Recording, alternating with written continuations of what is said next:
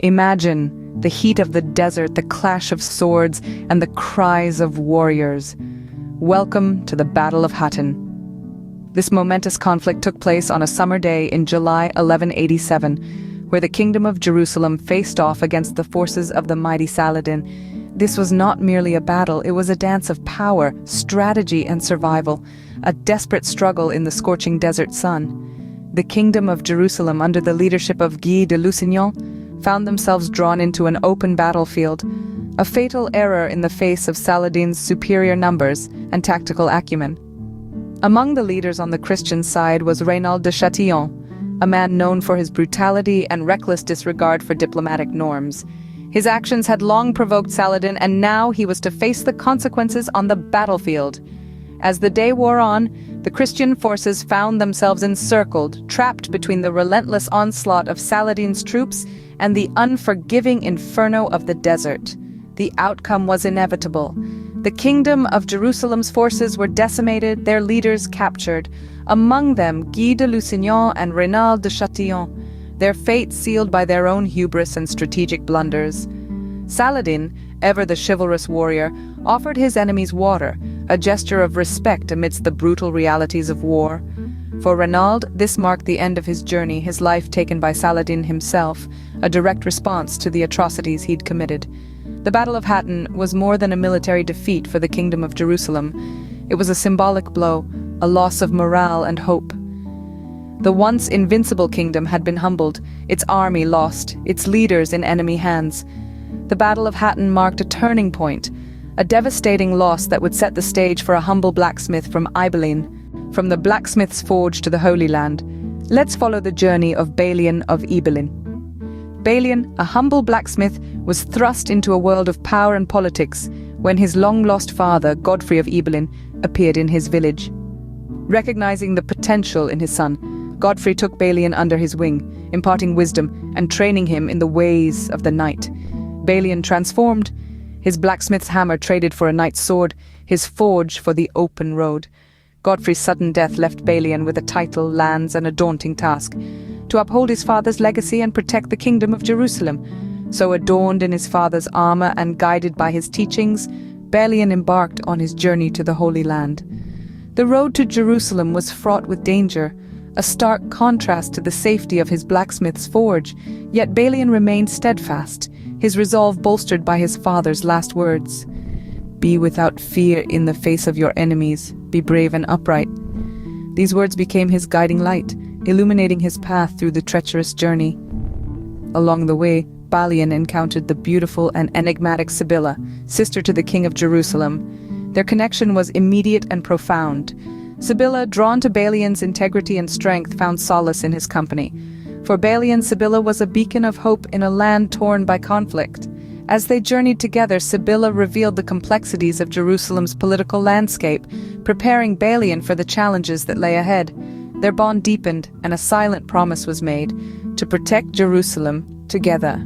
Finally, the walls of Jerusalem came into view, marking the end of Balian's journey. Yet this was only the beginning of his story. As he stepped foot in the city, Balian was no longer just a blacksmith nor an ordinary knight, but a man bearing the weight of a kingdom on his shoulders. As Balian steps foot in Jerusalem, little does he know that destiny has much in store for him. In the heart of the Holy Land, Balian of Ibelin and Saladin, the Sultan of Egypt and Syria, cross paths. These two figures, each a titan in their own right, meet under a brooding sky of tension and unspoken threats. Saladin, a man of power and cunning, eyes Balian with a steely gaze, his demand hanging heavy in the air: the surrender of Jerusalem.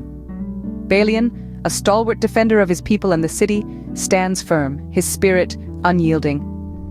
The city of Jerusalem, a jewel in the crown of the Holy Land, is more than just walls and towers to Balian. It is a symbol of faith, a beacon of hope, a sanctuary for those who seek refuge. To surrender it would mean to surrender all that it stands for. Saladin, a seasoned warrior, understands the strategic value of Jerusalem. He knows the city's surrender could tip the scales of power in his favor. But Balian, fueled by courage and a sense of duty, refuses to bow down. He is aware of the odds, the looming threat of Saladin's army, the uncertainty that shrouds the future, yet he chooses to stand his ground, to fight for his people and their right to the city. Saladin's demand for surrender meets Balian's resolute no. A confrontation that is not just a clash of wills, but a clash of ideologies, of faiths, of destinies. Balian's refusal sets the stage for a siege that will decide the fate of Jerusalem.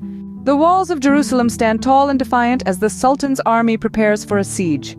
The air is thick with anticipation, the city's defenders steeling themselves for the inevitable clash. Balian of Ibelin, a nobleman turned defender, stands at the helm, guiding the city through these dire straits.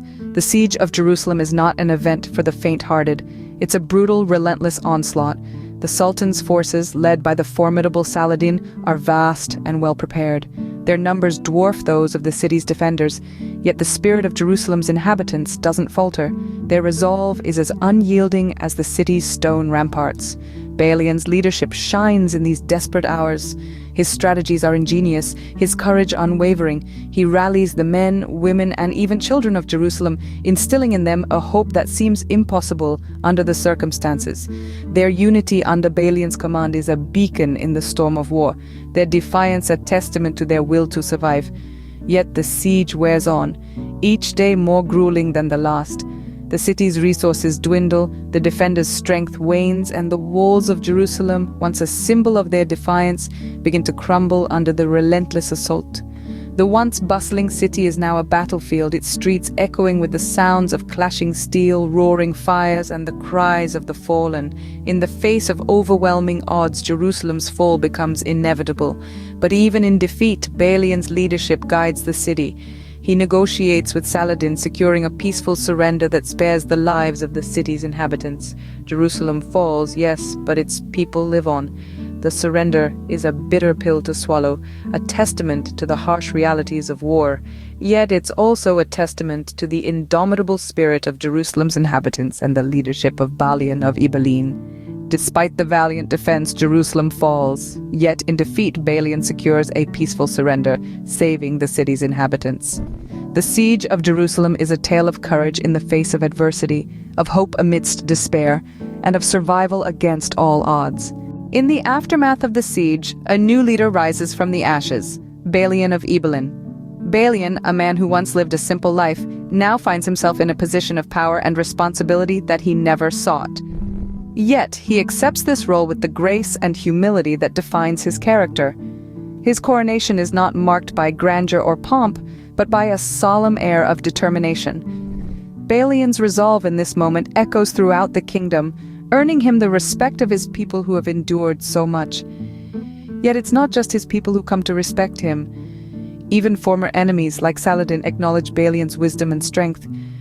They recognize that he is a leader who does not crave power for its own sake, but for the peace and prosperity of his people. Balian's rise to power marks a new chapter in the history of the Kingdom of Heaven. The Kingdom of Heaven, a land of faith, conflict, and extraordinary individuals. The kingdom, a canvas of human spirit, witnessed it all, from the Battle of Hattin to the coronation of Balian. Balian's journey, marked by courage and wisdom, shaped the very essence of this kingdom. His confrontation with Saladin, his leadership during the siege of Jerusalem, etched an unforgettable chapter in the annals of the kingdom. In the annals of history, the Kingdom of Heaven and its heroes, like Balian of Ibelin, continue to inspire and intrigue us.